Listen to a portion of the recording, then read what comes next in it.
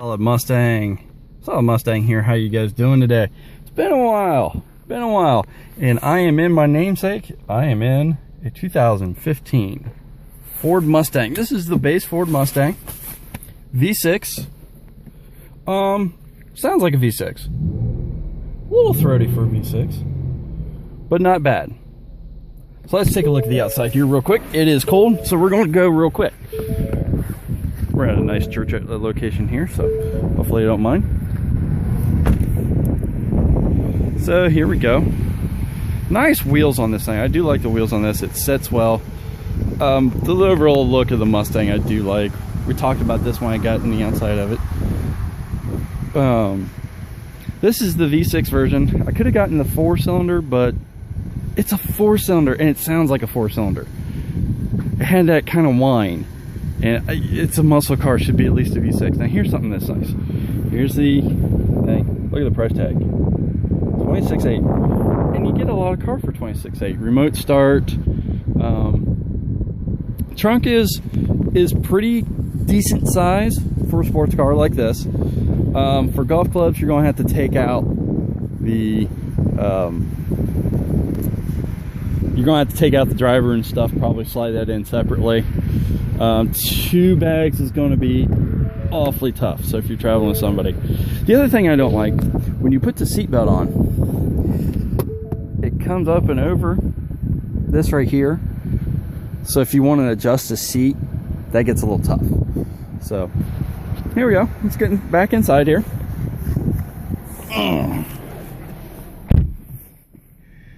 Here's all your headlights, your high beams, the speedometer and tachometer, everything. I like on the sides, they kind of got a retro look. I think I would have gone a little bit better on that on the graphics, but they're not bad. Computer stuff's easy to do. In fact, it's really easy. I gotta admit, this is better than Dodge. So we'll turn on the radio, and let's say, okay, we'll turn that. Now this is really easy. Please say a command. 97.1. Tuning to FM 97.1. That's really easy. Now, the only thing on this radio is it's not their premium. Only comes in premium EcoBoost and the premium GT. Now the premium GT, you're talking 40 grand. The premium EcoBoost is like 35, you know. And here's where it comes into play. So I'm going to set this right up here, right next to my ear. Okay, so you're kind of getting my point of view. Now, I put in reverse. This does have a reverse camera. Look how tiny that thing is. Look how tiny that is. That's why Ford, if you're listening, you got to do the upgraded radio in here.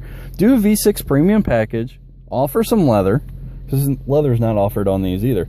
This is pretty much the only options you get is automatic or manual, and what color. The black's nice. Black and red look really good. Yellow actually looks pretty good on this car. But everything sits well. I have to admit, everything sits well. You do have to get used to the nose. It's a long nose, okay? But visibility for looking back is pretty good. You can see those trees back there. You can see my camera. To look around, the car's not bad.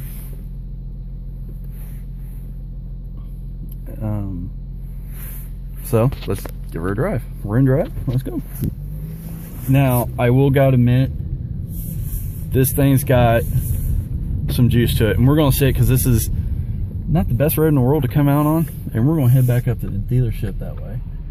So we're just gonna give a couple minutes on the drive. It looks like we're good to go. Here we go. Now let's punch it.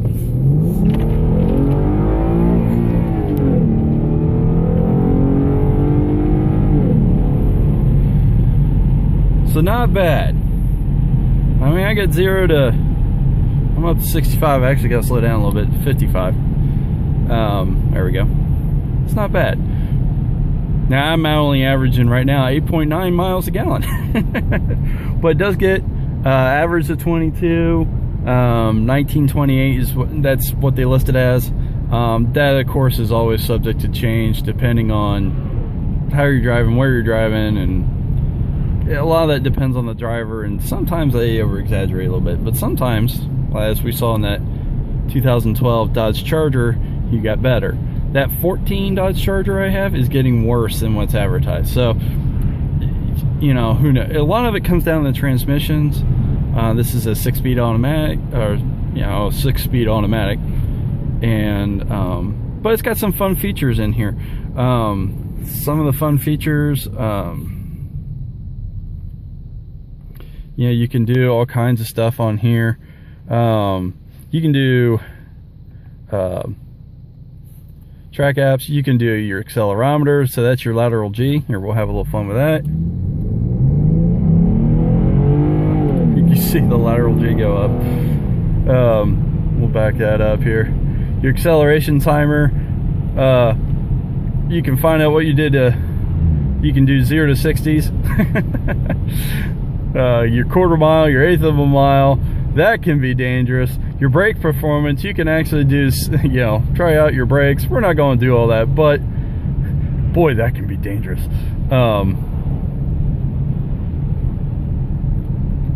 You know, so it's got some fun things in there. It's definitely got some fun things. Hopefully you could have seen all that, but it's got some fun things. Do this in driving is kind of tough. I gotta get something else to do this over my phone, but you know, hey. For 26 grand, so you could probably get this thing for right around 25.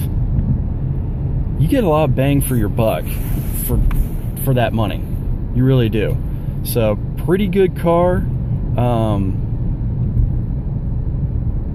You know, I wish they had a GT for me to drive, but for bang for the buck, I have to admit the Mustang is pretty darn nice. If you need a car under 30, you want a sports car, you know, or look and feel of a sports car, it's not bad. It is not bad at all. I'm impressed. I don't think I'm going to buy it, but I am impressed. The only thing, if it had the upgraded radio, and say 28 grand with the upgraded radio, done, sold. But it doesn't have that, so we'll have to go that route. So, all right. Well, I'm back here at the dealership. So anyways, thanks a lot for watching. Hope you enjoyed. And oh, last thing just before I go, back seats, yeah, they're Mustang back seats.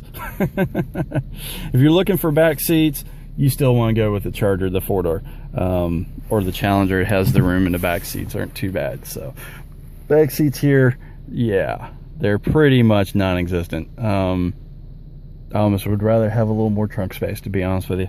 So anyways, hope you enjoyed watching, and solid Mustang, driving a Mustang.